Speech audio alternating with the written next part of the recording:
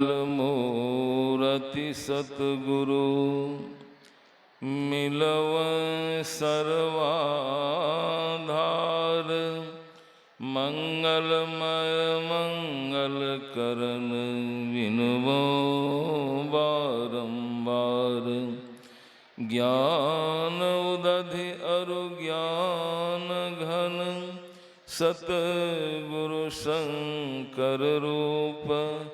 नमो नमो बहुवारहि, सकल सुख जन भूप। अव्यक्त रूप में परमाराध्य संत सद्गुरु महाराज जी के परम पवित्र श्री चरणों में कोटिशः नमन।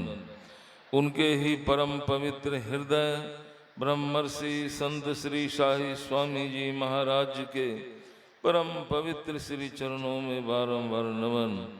ब्रह्मलीन पूज्यपाद स्वामी धीरेन्द्र ब्रह्मचारी जी महाराज के परम पवित्र श्री चरणों में बारंबार नमन। व्यक्त रूप में अपने आवास में संत मत के वर्तमान आचार्य परम पूज्य परम संत स्वामी चतुरानंद जी महाराज के परम पवित्र श्री चरणों में बारंबार नमन।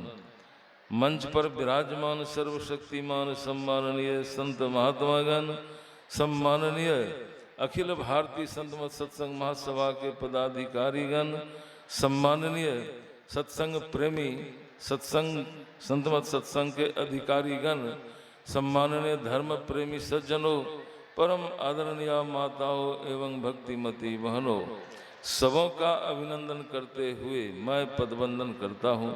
एक बार बोलिए प्रेम से श्री सद्गुरु महाराज की जय। इस समय कहने के लिए विषय सामने आया है भक्ति। यों तो विद्वानों का या बुद्धिमानों का कहना है कि कोई किसी भी कर्म को करते हैं, कर्म के करने के पहले जो खूब अच्छी तरह से सोचता है, विचारता है और सोच विचार के काम को करता है, यह उसकी बुद्धिमानी अर्थात बुद्धिमता कहलाती है। और काम को करते चले जा रहे हैं, सोचते भी जा रहे हैं कि काम के करने से हानि होगी या लाभ, तो यह उसकी सावधानी अर्थात सतर्कता कहलाती है। और करते चले जा रहे हैं, सोचना विचारना कुछ नहीं, काम बिगड़ गया तो पश्चाताप करने लग जाते हैं, दुख उठाना पड़ता है। तो ऐसा कौन सा कर्म है जिस कर्म के करने से पश्चाताप न करना पड़े, दुख नहीं उठाना पड़े? संत कबीर साहब की वाणी में है कि डर करनी, डर परम गुरु, डर पारस, डर सार, डरत रहे सो उबरे गाफिल खाबे मार। आप देखिए कि संसार में लोग डरते हैं, एकमात्र दुख के कारण डरते हैं, दुख से डरते हैं, दुख से बचना चाहते हैं। आप संसार में खेती करते हैं तो क्यों करते हैं? इसलिए करते हैं कि खेती नहीं करेंगे अन्न उपजेगा नहीं तो खाएंगे क्या, भूखे मर जाएंगे। आप बिजनेस व्यापार आदि करते हैं इसलिए करते हैं कि धन का संग्रह नहीं होगा तो फिर दुख झेलना पड़ेगा, इसलिए बिजनेस व्यापार आदि करते हैं। आप अपने बच्चे लोगों को पढ़ाते लिखाते हैं किस लिए? इसलिए कि सरकारी सेवा नहीं तो नहीं, कम से कम प्राइवेट सेवा, धन तो कमाएंगे। इसलिए कहने का मतलब है कि दुख के डर से ये सारा काम संसार में लोग कर रहे हैं, सारे काम दुख के डर से उब जाते हैं, दुख से उब करके गोली लगा लेते हैं, आग से जला लेते हैं, शरीर को प्राण का अंत कर लेते हैं, जहर खा लेते हैं, फांसी लगा लेते हैं। तो ये सारे के सारे जो होते हैं मात्र इसके पीछे कारण है कि दुख से बचा जाना चाहिए। लेकिन हम सब लोगों को सोचना चाहिए, विचार करना चाहिए कि सबसे बड़ा दुख वह क्या है। सबसे बड़ा दुख हम सब लोग रोज पाठ करते हैं सदगुरु महाराज के वचन में कि आवागमन सम दुख दूजा, है नहीं जग में कोई। तो इसके लिए क्या करना पड़ेगा? इसके लिए सदगुरु जी ने कहा कि इसके निवारण के लिए प्रभु भक्ति करनी चाहिए। ईश्वर की, परमात्मा की, सर्वेश्वर की भक्ति करनी पड़ेगी, तब आप सारे दुखों से, क्लेशों से छूट सकते हैं। तो इसके लिए ईश्वर परमात्मा की भक्ति करनी है। तो गुरु महाराज ने कहा, आहो भक्त सार भगति करु हो, असार भगति करी संसार भ्रमत रही। आप बाहरी भक्ति करते रहेंगे तो संसार में ही रहेंगे, आवागमन के चक्र में पड़े रहेंगे। तो सार भक्ति क्या है? तो सार भक्ति के लिए सबसे पहले गुरु महाराज ने बतलाया है कि मानस जप करो, फिर मानस ध्यान करो।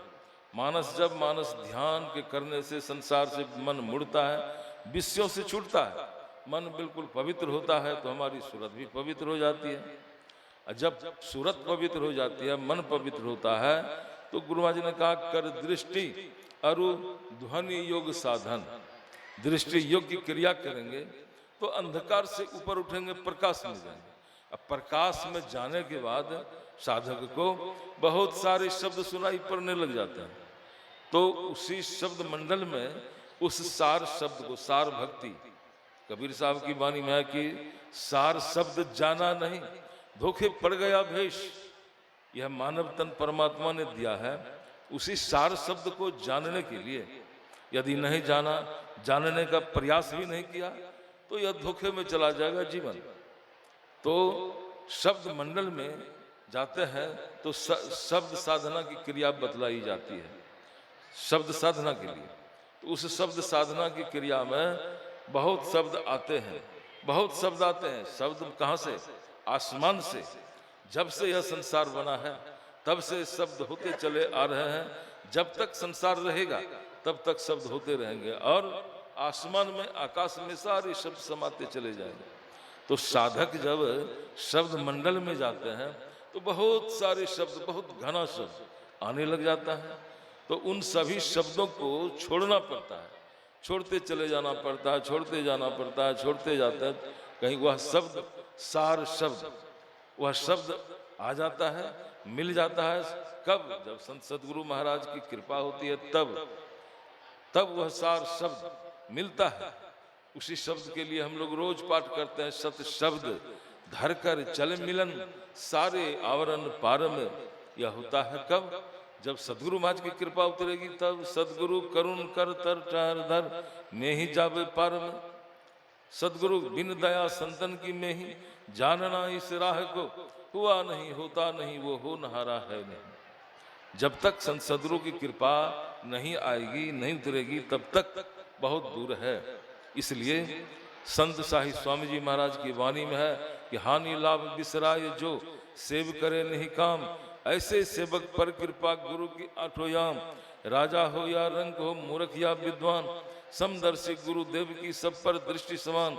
जलवत है गुरु की कृपा, बरसत सब ठौर, सेवक गड्ढा रूप जो तामे ठहरत दौर। इस तरह से हम सेवा करेंगे सदगुरु की तो उनकी कृपा होगी। हम लोग रोज गाते हैं, अभी हम लोगों ने गाया कि प्रेम भक्ति गुरु दीजिए। जब तक संत सदगुरु के चरण में प्रेम नहीं होगा, तब तक सदगुरु से वह भक्ति, प्रेम भक्ति मिल ही नहीं सकता।